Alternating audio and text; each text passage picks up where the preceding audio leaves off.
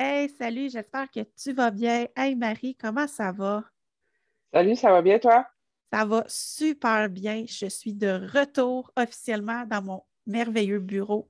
Je suis vraiment contente. Ça me fait changer d'air. Je suis tellement plus focus ici. Euh, Puis, tu sais, ça a un impact sur notre business quand on est plus focus comme ça. Puis même sur notre service à clientèle. Euh, Tu sais, c'est important que les clients sachent qu'on est là à 100% pour eux, là. Oui, vraiment. Puis c'est bon pour le moral, puis that's it. J'ai rien de plus à dire. On a travaillé beaucoup sur notre service à clientèle de notre entreprise dans la dernière année, mais on a travaillé pour nos clients aussi sur leur service à la clientèle. On a découvert plein de choses, des petits trucs banals, mais qui font vraiment une énorme différence sur la qualité du service. On a eu des mauvaises expériences. On veut pas reproduire ces erreurs-là de d'autres entreprises dans la nôtre. Puis, tu sais, tout simplement, tu sais, c'est aussi simple que, hey, j'ai reçu de la pizza frette puis des frites frettes. Tu rappelles, ils t'offrent un plus gros crédit que qu'est-ce que ça t'a coûté. C'est un excellent service à clientèle à ce moment-là. Puis, tu sais, là, je parle de crédit, mais c'est pas, je pense pas que c'est dans cette direction-là qu'il faut nécessairement s'en aller. Mais Au niveau de la, non, au niveau de la fidélisation, je pense qu'il n'y a pas de mauvaise façon. Tu peux fidéliser ta clientèle de mille et une manières. Tu sais, regarde, je prends l'exemple ici, tu sais, quand j'étais au Carrefour Jeunesse Emploi, ils m'ont donné un stylo. Il y en a que c'est une carte qu'après tant de, exemple, tu sais, Booking, là, je sais pas trop, là, oui, oui, quand tu oui. réserves tant de chambres d'hôtel, ben, tu as t'as une chambre gratuite. Tu sais, je pense que mets-toi à ta place de ton client, puis c'est comment que tu voudrais être traité, puis c'est quoi tu aurais le goût de, oh, cette petite attention, même si, mettons, c'est plus cher que tu payes, mais la petite attention fait, ah, Oui. je sais au moins que je ne suis pas juste un numéro. Je ne suis pas juste un client, je suis une personne à part entière.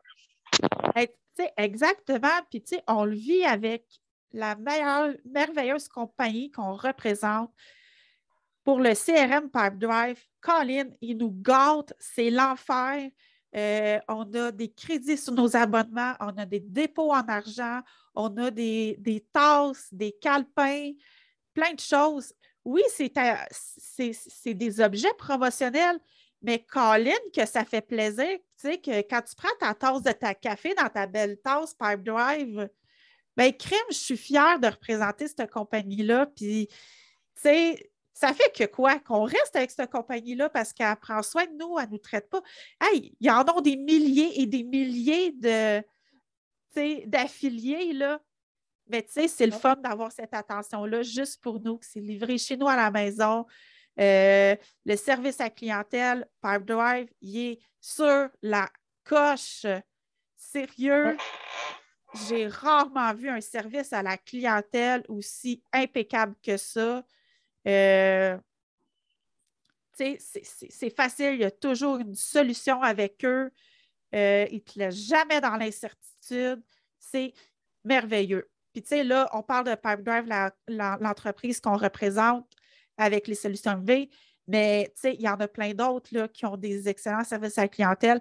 Nous, ce qu'on applique, puis ce que nos clients aiment beaucoup, là, c'est notre boîte mystère. À Ouais. chaque, euh, à chaque client qui prenne des services avec nous, euh, on leur offre une boîte mystère. Pourquoi qu'on appelle cette boîte mystère-là? C'est parce qu'il n'y a jamais la même chose d'une boîte à l'autre. Dans le fond, nous, on apprend à vous connaître avant qu'on fasse affaire avec vous. Fait qu'on est capable de cibler qui serait bien pour vous. Souvent, ben, ça va être comme un livre, un carnet, une bouteille d'eau. Ça peut être des livres de développement personnel, ça peut être un certificat cadeau pour aller prendre soin de toi. Donc, nous, on a décidé de prendre soin de l'humain derrière l'entreprise. Puis, nos clients adorent ça. Il y a, Vraiment. tu sais, ne serait-ce que, hey, j'ai créé un planeur. Au lieu de le vendre, pourquoi tu ne le donnerais pas à tes clients? Tu sais, ça va les aider à cheminer avec toi. Ça va les aider à structurer leurs pensées. Fait que, tu sais, c'est vraiment génial. Puis, tu sais, le but, c'est pas juste de faire de l'argent. Comme là, on a commencé à faire des tutoriels sur YouTube. Ils étaient payants, ces tutoriels-là, avant, mais on a décidé de vous les donner gratuitement. C'est une forme de fidélisation. Puis ça commence avant même qu'on commence à se jaser, cette fidélisation-là. Ouais. Puis je me souviens pas du pourcentage, mais ça coûte plus cher avoir une récurrence de clients dans le sens de toujours avoir un nouveau client dans ton entreprise que de garder le même client dans ton entreprise année après année. Ouais. Ou mois après mois, là, tout dépendant du service que tu offres ou du produit. Mais plus tu le gardes longtemps, plus c'est bénéfique pour toi à cause que la meilleure publicité, c'est le bouche à oreille. Donc, exactement. Exactement. Puis, tu sais, je pense que c'est d'y aller avec tes valeurs d'entreprise, puis de l'appliquer. Moi, quand je vais au salon de coiffeur, là, j'aime bien ça. Là. Dès que je traverse le seuil de porte, ils me prennent en charge. Hey, viens t'asseoir ça, veux-tu un café, un verre d'eau, un jus? C'est vraiment l'expérience que tu fais vivre à ton client qui fait qu'il va rester de mandat en mandat, qui va te référer, qui va devenir un ambassadeur pour ton entreprise. C'est vraiment important. Puis, c'est génial, là. Puis, tu sais, je reviens toujours avec le principe que ne serait-ce que juste ta présence rigoureuse, régulière sur tes réseaux sociaux, sur ton infolette, sur ton podcast, sur ton blog, les gens s'attendent à ce que tu sois là. Puis je trouvais ça le fun parce que j'avais pris une formation pour lancer un podcast avec Marco Bernard, puis il disait, tu sais, le bulletin de nouvelles, il est à 22 heures. Ben, on s'attend qu'il soit là à 22 heures. C'est la même chose pour ta présence en ligne. Si tu publies toujours à 7 heures, ben, les gens s'attendent à ce que tu sois là à 7 heures à tous les jours. Pas une journée à 7 heures, une journée à 10 heures, une journée à 4 heures, à midi. Tu sais, les gens aiment cette régularité-là, puis ça fait partie de la fidélisation de la clientèle. C'est super large, la fidélisation de clientèle. Puis, il y a des personnes que c'est plus inné en eux, d'autres moins. Puis, ça m'amène à vous parler de structure, parce que ça prend une structure.